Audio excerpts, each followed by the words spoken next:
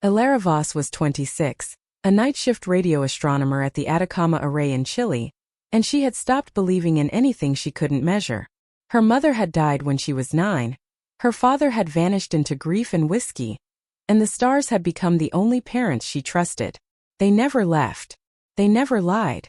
Every night she sat in the control room bathed in the blue glow of monitors, sipping cold coffee, listening to the universe breathe in microwaves and gamma rays. On the 3rd of October 2029, the array recorded something it was never designed to hear.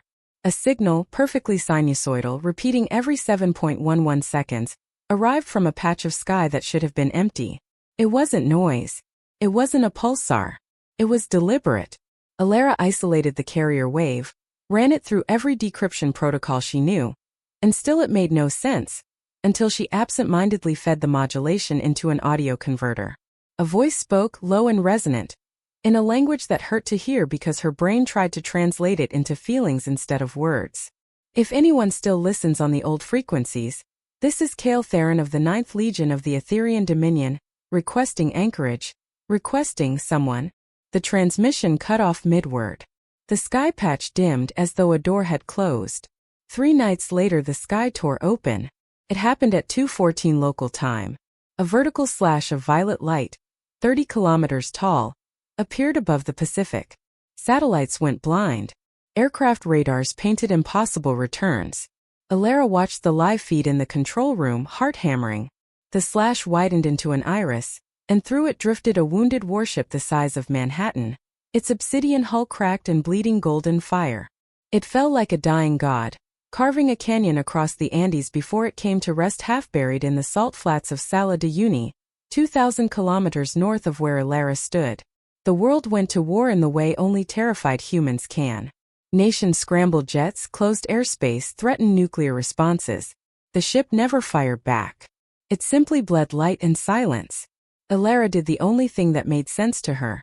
She drove north alone in an observatory pickup truck, carrying nothing but her laptop, a satellite uplink, and the stubborn conviction that someone on that ship had asked for help in a voice that still echoed inside her bones. Part 2. The Warrior Approximate. 900 words. Kale Theron was dying. His people, the Etherii, did not bleed red. Their blood was liquid starlight, and his was spilling across the command deck in slow, luminous rivers. The Rift War had lasted 900 cycles. The enemy, entities that lived between realities and devoured timelines, had finally cornered the 9th Legion above a dead universe and torn the fleet apart. Kale had opened an emergency translation gate, blind jumped, and emerged in a reality whose physics barely recognized his existence. The ship's soul crystal was fracturing. Without it, every Etherii aboard would unravel into raw energy within hours. Kale was first sword of the Dominion, 8 feet tall, skin like polished obsidian shot through with moving constellations, eyes twin novas of molten gold. He had never known fear until he felt his soul beginning to unspool. He sent the only message he could think of on the only frequency his dying navigator said might still carry meaning in this strange cosmos.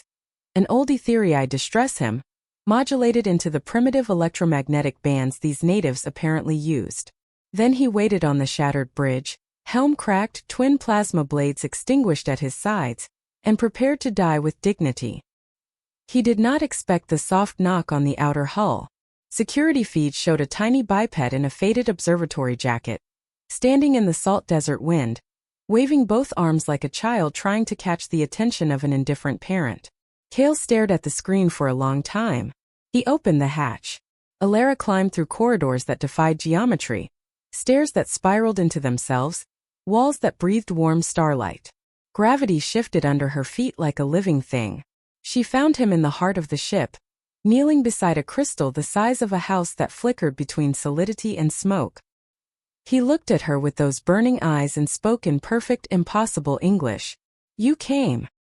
His voice was the same one from the transmission, but deeper, rougher, as though every word cost him pain.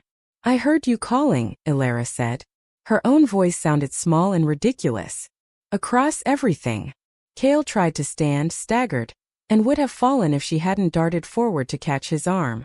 Her hands barely spanned his forearm. His skin was fever hot.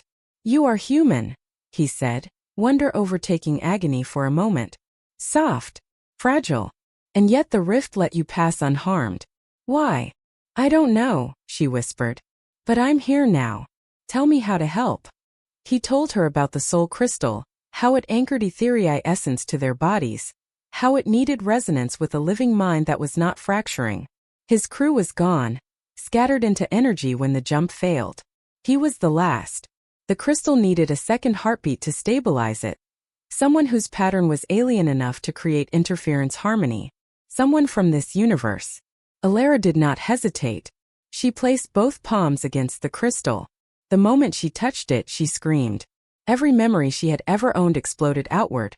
Her mother singing lullabies, her father crying in the garage, the first time she saw the Milky Way through a cheap telescope and felt less alone. The crystal drank them like rain. Kale collapsed beside her, gasping as golden light poured from his wounds into the stone.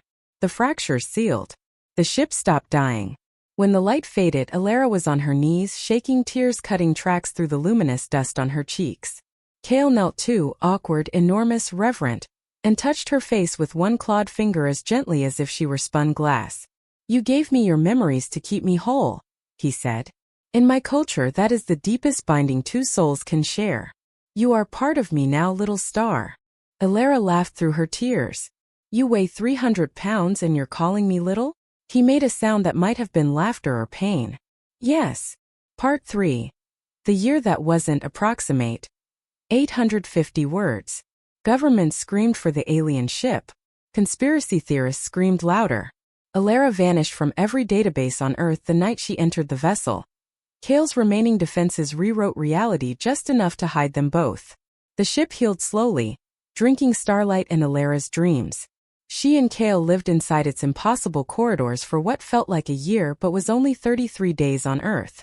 He taught her to walk null-gravity halls, to speak ethereal with a throat that was never meant for it. She taught him coffee, sarcasm, and David Bowie. They argued about free will. He believed in destiny. She believed in statistics. They sat on the outer hull at night and watched Earth rise over the salt flats like a blue-white marble. One night she asked, "When your ship is fixed, you'll leave?" Kale was silent for so long she thought he wouldn't answer. "I must," he said finally. "The Rift War still burns. If my people believe the Ninth Legion lost, entire timelines will fall." "And me?" she asked, voice small. He turned to her, constellations racing across his skin in agitation. "You are the only home I have ever wanted that was not made of duty." They kissed under alien stars. His mouth tasted like ozone and cinnamon. Her hands found the living galaxies beneath his skin and felt them flare brighter at her touch. Making love with an ethereal was not gentle. Gravity forgot its job. The walls sang. When he entered her, she felt his soul brush hers the way the first transmission had. Recognition, resonance, the click of something finding its missing half across impossible distance. Afterward they lay entwined in a cradle of null gravity, his massive arms wrapped around her as carefully as if she might shatter. "I will come back," he promised. "You can't promise that," she said against his chest. "Universes don't do second chances. Then I will tear them apart until they learn." Part 4. The War for Two Worlds approximate. 700 words. The ship rose on the 33rd night, cloaked in bent light, and vanished.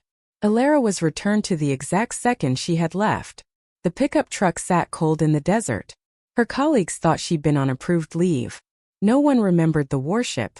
Reality had been edited around her absence like a film with frames removed. She went back to work. She published papers. She dated a nice Chilean physicist who thought her silences were mysterious. Every night she stood on the observatory roof and searched the sky for a slash of violet that never came. 11 months later the sky tore again, this time above the Atlantic. The war followed Kale home. The enemy, creatures of absence and hunger, had tracked the resonance of Alara's soul inside his. They wanted the bridge she represented. If they could devour a mind that belonged to both universes, they could unmake the walls between all realities. Kale's repaired flagship fought alone above the ocean, holding a shrinking perimeter while nations below panicked and launched everything they had. Alara watched the battle on hacked military feeds, recognized the obsidian hull, and did the only thing she could think of.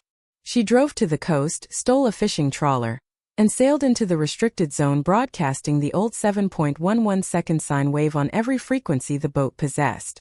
Cale heard her. He dove the ship through fire, carved an opening in the enemy swarm, and snatched the tiny boat out of the water with a tractor field. Elara ran onto the bridge barefoot, salt-crusted, wild-eyed. "You came back," she said. "I never left," he answered, voice raw. "I was learning how to bring the war to an end so I could have you without damning both our worlds." He showed her what he'd built in the long months apart. A harmonic weapon keyed to the exact resonance their joined souls created. One blast would collapse the rift permanently, sealing the enemy out forever, but also sealing him away from her universe. "Fire it," she said instantly. "I will die," he said quietly. "Ethereae cannot exist long without the crystal lattice of our birth reality. I knew that when I returned." Elara felt the world narrow to the space between their heartbeats. "Then don't fire it," she whispered. "Stay. And watch both our universes burn?" "No." He cupped her face. "There is another way. The weapon can be tuned to sever only the enemy's anchor. But it needs two souls perfectly entwined to aim it. One from each side of the rift." Understanding broke over her like dawn. "You want me to come with you. I want you to choose," he said. "Stay here, safe human mortal. Or step through the gate with me, become Ethereae, fight at my side, and live 1,000 years never quite belonging to any single world again. Either way the weapon fires. Either way the war ends tonight." Elara looked back once at the blue curve of Earth through the viewport. She thought of coffee growing cold, of empty observatories, of a life measured in heartbeats instead of galaxies. She took his hand. "Take me home, warrior." Ending. The Eternal Bridge approximate. 400 words. Together they sang the harmonic. The weapon was not a gun but a chord. Two voices braided into one impossible note. It rang out across realities. The enemy shrieked and unraveled. Threads of darkness sucked back into the voids between worlds. The rift sealed with a sigh like the universe closing its eyes. In the sudden silence, Cale lifted Elara into his arms as golden fire poured from his chest into hers. Her body shimmered, stretched, remade itself in starlight and obsidian. Pain and ecstasy braided until she couldn't tell them apart. When it was over, she stood 8 feet tall at his side, skin alive with moving nebulae, eyes twin novas matching his. They turned the ship toward the Ethereae core worlds, where the Dominion waited to crown its saviors. Years later or centuries, time is negotiable when you live in starlight.